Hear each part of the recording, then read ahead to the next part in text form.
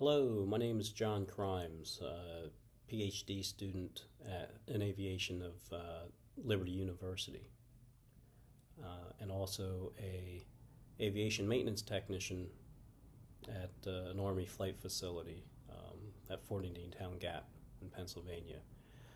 I'm going to present Army Aviation and Safety 3. Safety 3 is a new paradigm in safety.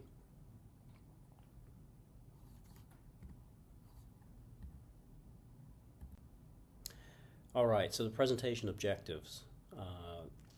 We're looking at why is Safety 3 effective and efficient compared to the other two paradigms, Safety 1 and Safety 2. Why is the participation of workers required in Safety 3? And how does the treatment of workers affect Safety 3? Safety 3 being a new safety paradigm. And we'll go over Safety 1 and 2 as well in the next slide or two. All right, so the topics covered is going to be the evolution of safety, the definition of errors, and safety mitigation through system solutions via workers, through AMTs, aviation maintenance technicians. All right, so what is Safety 3? To understand what Safety 3 is, we first have to at least have a background understanding of what Safety 1 and Safety 2 are. And what's interesting when you look at the two older paradigms is how they relate to combat arms, especially Safety 1, and how combat arms safety doesn't really work in aviation. And we'll talk about that here.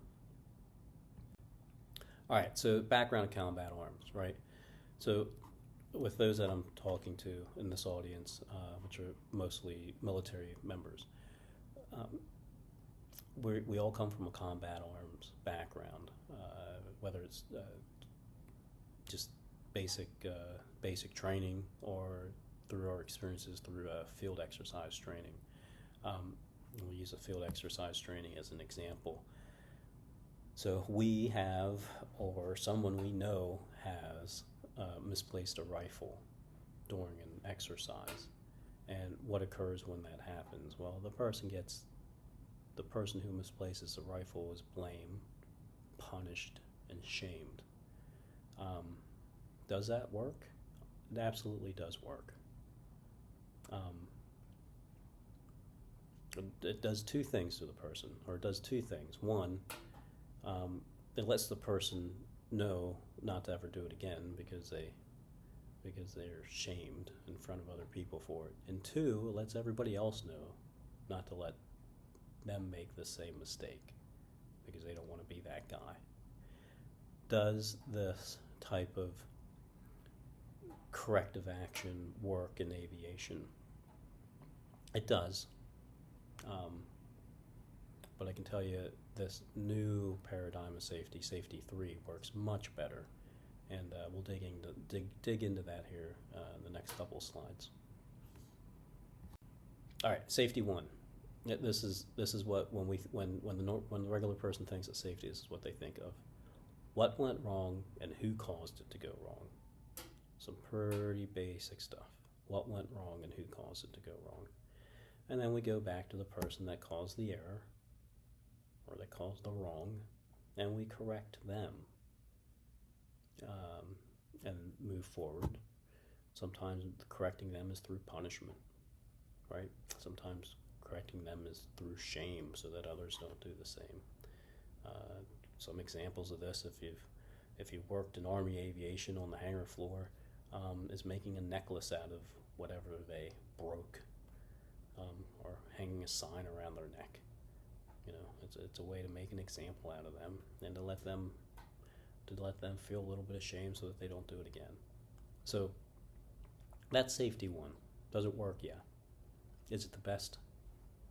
I'm going to argue not. All right, Safety 2. Safety 2 is what went wrong, right, and who caused it, but it also asks the question, what went right and what caused it to go right? So when we're looking at errors, when we're looking at when we're looking at errors, we're only looking at a part of the picture. In most cases, a very small fraction, like less than 10%. So an example of this would be in 2022, U.S. commercial flights, 1 out of 830,000, there was an accident. So 1 out of 830,000 things went wrong. Now that talks about flights. It's not talking about all the other minor incidents. I don't even know if that data would be available to get, but this is just a general example that when we look at safety from a safety one perspective, we're only getting a very small sliver of the whole picture. Safety two attempts to get a bigger portion of the picture, because when you look at human factors, when you look at what causes errors, you also want to look at what went right, so you can try to replicate that. So I don't want to focus too much on safety one and safety two, but safety two is a little bit interesting. So the next slide or two will talk about that, and then we'll move on to safety three, where the meat and potatoes of this presentation is about. So safety two, why don't you take this back to World War II? World War II, in the 43-month period, the U.S. lost 65,000 aircraft, a little over 65,000 aircraft in 43 months. It comes out to a little over 1,500 aircraft lost per month. And that's on average, of course.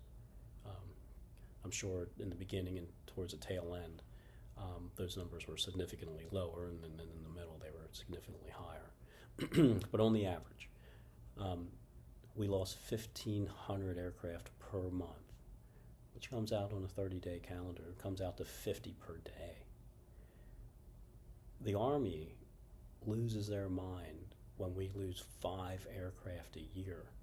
They'll shut down operations worldwide and have a safety stand down. On 5, a fraction of that 50 per day. So just consider that, because this shows the birth of safety two. So 50 aircraft per day. It's a lot. It's almost incomprehensible. All right, so safety two. There's this fella during World War II, Abraham Wald, who's in charge of fixing up aircraft if they made it back from mission. And what they did was some of you folks probably know this story. I've heard this story through other safety events. What they did was, when these aircraft came back, if they came back, they would patch up the bullet holes, and they would get them ready for the next mission. Well, Abraham Wald said, whoa, we're missing it here. We're doing this wrong. The aircraft that didn't come back got bullet holes where these didn't. So we need to stop patching up where the bullet holes are when the aircraft came back, and we need to start reinforcing the areas that don't have any bullet holes in. Right, and that's the premise of safety two, is looking at the other side of the coin, essentially, of what safety one is. You know, trying to look at the entire picture and try to fix the problem from there. Now, safety one and safety two focus on the person focus on the character involved in the incident. Safety three is quite different. We'll get to that here in a second. So all this is in a NASA TM, which it's a relatively short TM. It doesn't read like a TM. It's pretty interesting if anybody is interested in reading a little bit more. It's listed there.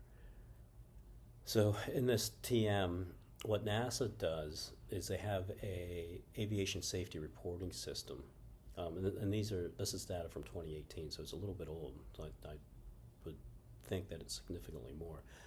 That right in 2018, they were getting 2,000 reports a week into this reporting system, and in this reporting system, it was things that went right and things that went wrong. To try to understand the larger picture, and this is something NASA spearheaded. Now recently, as of, I believe, 2 years ago, the FAA came out with a reporting system called ASAP. I don't quite know what it stood for. Aviation something sort of. I'm not sure. And then about 2 months ago, the Air Force came out with an identical program, ASAP. It's a reporting program, an anonymous reporting program, that airmen have on their phone, so they can report things, incidences, safety 1 and safety 2 type of data, so that the Air Force is able to capture the whole picture, or at least attempt to, when it comes to human factors. So, looking at safety 2, this is why I dug a little bit deeper into safety 2. When safety 2 data, why do you want to capture that? Because when you go out to do a maintenance event, a maintenance task, every time you do it, it's going to be different. There's going to be variables, right? And capturing how you adapt to those variables is where the safety 2 data is, right? So I'll use a real quick example. Tire inflation. If I go out and inflate a tire 7 days out of the week, each time it's gonna be different. Now, there's those listening to this that are going to argue, no, it's not. You print the work package, you bring it up on the computer, you follow it step by step by step, and it's identical each time. Well, it's not. And this is why. Let me explain why. So I go out to inflate a tire out on the flight line. It's a beautiful day. Right. Take a tug out there, take the nitrogen cart, take a helper, take a cage, take an inflation kit, etc. Well, the next day I go out and it's 110 degrees out, and I have to take water, so I'm distracted from that. The next day I go out and it's maybe the next month or the next season, I go out and it's 20 degrees out, and there's no room in the hangar to bring it in, so I gotta do it outside. So I'm cold, I got gloves on, it's clumsy, the inflator kit, sight glass, is hard to read. The guy I'm working with this time has a lot of experience. The guy I'm working with next time has 0 experience. The nitrogen cart is fully serviced one time. The next time it's barely enough to fill it. One time it's raining. The next time I'm being told we got to get this aircraft in the air within the next 45 minutes. The next time I've got 3 days to get it done.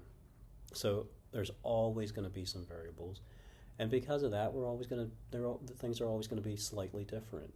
And because of that difference, because of those variables, there is room for error to creep in, right? And because of that, we will adjust fire, and that's what safety 2 data is the adjustment of fire, the human factors that allowed a desirable outcome, whereas safety 1 is an undesirable outcome.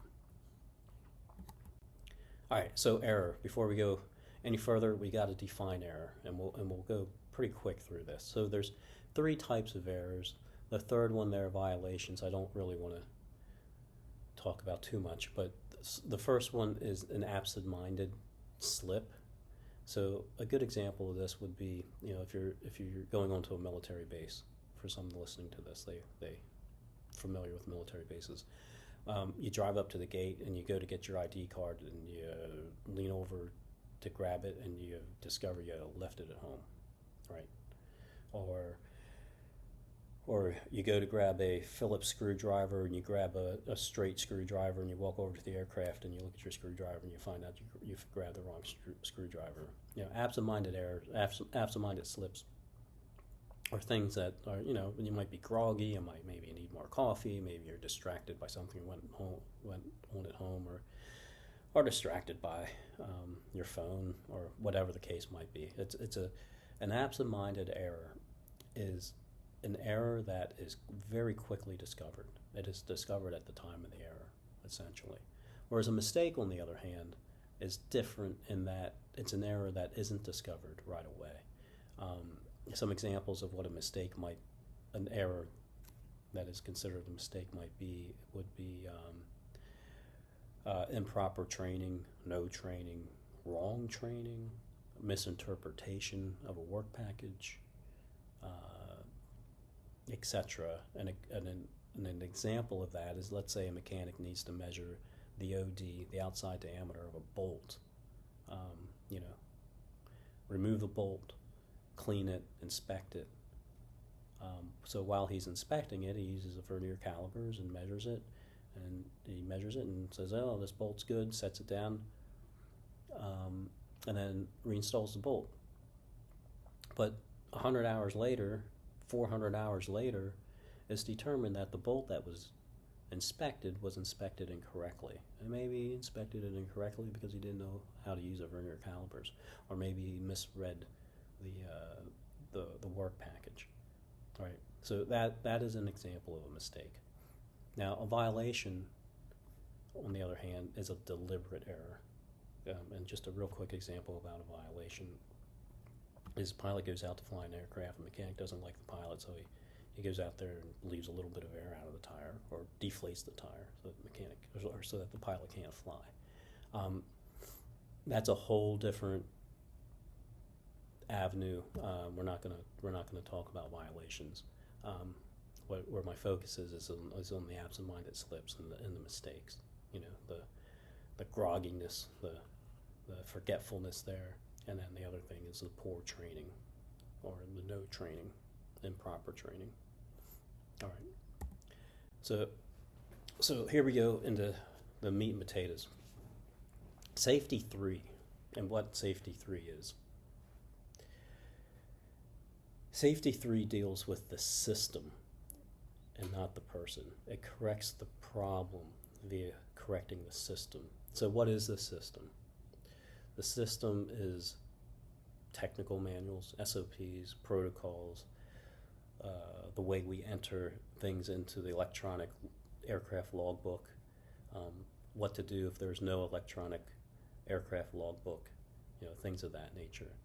And in the system, there are people. So the argument here is going to be, well, why are you pulling the person out of the picture and just focusing on the system? Well, we're not. We're looking at the system, and the person is part of the system. So the person is going to be accountable, the person that made the error. Just the fix isn't the person. The fix is the system itself, and that'll make more sense in the next couple slides.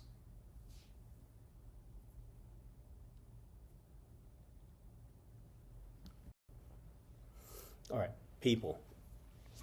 So we're going to talk about the system here, but we got to talk about people too. All right. So people are prone to make errors. It doesn't matter how much experience you have, how much expertise you have. You're going to make an error. People are going to make errors. And that's, it doesn't, if you're the expert in the field, there's always variance, right?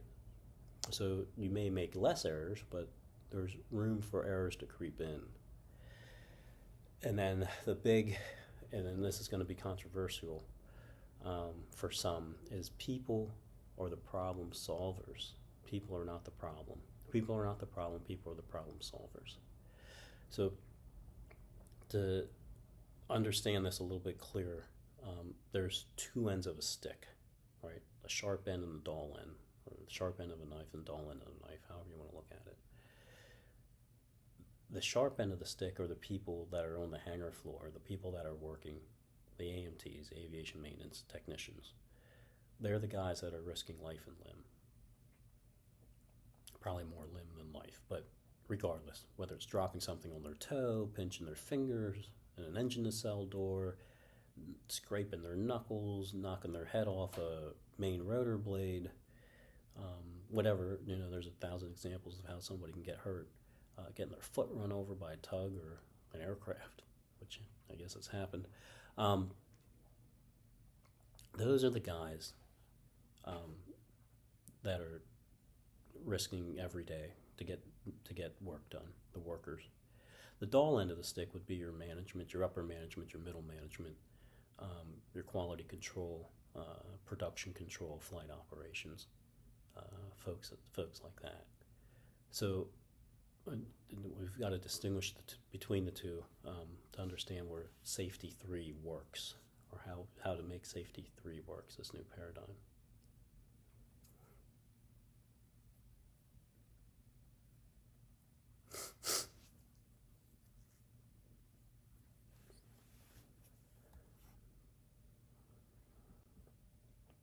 All right, problem solvers. People are not the problem, people are problem solvers. So, what does that mean? So, when an error occurs, it identifies a gap in the system. Now, what does that mean, a gap in the system? We have protocols in place, such as 2 sets of eyes, and in some cases 3 and 4 sets of eyes on maintenance that's conducted. That's part of the system, right? Following work packages, understanding work packages, that's part of the system.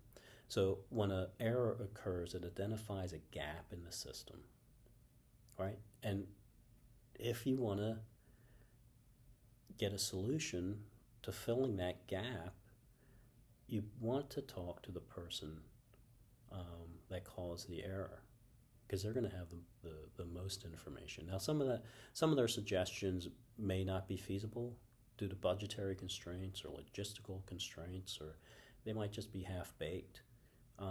But regardless, you want to ask the person that caused the error what they think the solution is, and more than likely, his co-workers have also encountered the same problems, or would have similar solutions, and you would want to ask them too. So, the problem solvers, not problem makers, they are the ones you want to consult for solutions. And errors identify gaps. Errors are good from that perspective. All right, so gap identification, right? These are the questions here. Do some people hide errors? They absolutely do. Absolutely. And what is the result of hiding errors? So if you hide errors, so when an error occurs, when you find an error, more than likely it's reoccurring. It's happened many times over, and you're just finding it now. So what happens when a person hides an error, when a person isn't, when there is not an environment where a person can come forward and discriminate themselves, discriminate their coworkers, discriminate their supervisor, it's an environment where people are going to try to hide things. By hiding things, you end up hiding trends. You end up hiding trends and errors that cover up gaps, or that don't allow gaps to be recognized in the system. And this not seeing the gap in the system, of course, then doesn't allow you to address the gap and put other protocols in place or additional training in place to fill that gap, to prevent it from happening again. Right? How do we prevent people from hiding errors? Well, we create an environment where they're comfortable to talk, where they know they're not going to get in trouble. Some of that is creating a space where racial slurs don't occur, where sexual harassment doesn't occur, where people are just generally nice to each other, where supervisors aren't beating up people that make bad choices in maintenance, and that are accepting them for where their skill levels are at, whether it's because they're slow or because make a lot of errors, mistakes. These are all maintenance skill levels, and I'm talking from a maintenance perspective, but you can easily look at this from a pilot perspective too. Over the years, I've met pilots that just weren't good pilots. They just weren't great. They just didn't get the skill, right? And I'm sure some senior pilots can have pictures of people popping up in their heads right now. So, regardless, people are at different levels in their skill sets, and people need to recognize that and be patient and create an environment where people aren't berated. And what is the result of not identifying the gaps or trending gaps? It's that Dr. James Reason's Swiss cheese model of the holes lining up. When we find an error, it's more than likely a trend already. What we're trying to do with Safety 3 is limit that trend or shorten that trend so that we can identify it and fix it. All right, so the takeaways from this presentation are looking at the system instead of the person to mitigate future errors. Consulting the person who made the error for the solution. And then this is the big one. This is the huge one. Creating relationships that normalize error reporting. And that's a discussion. That's a whole other discussion on how that gets done.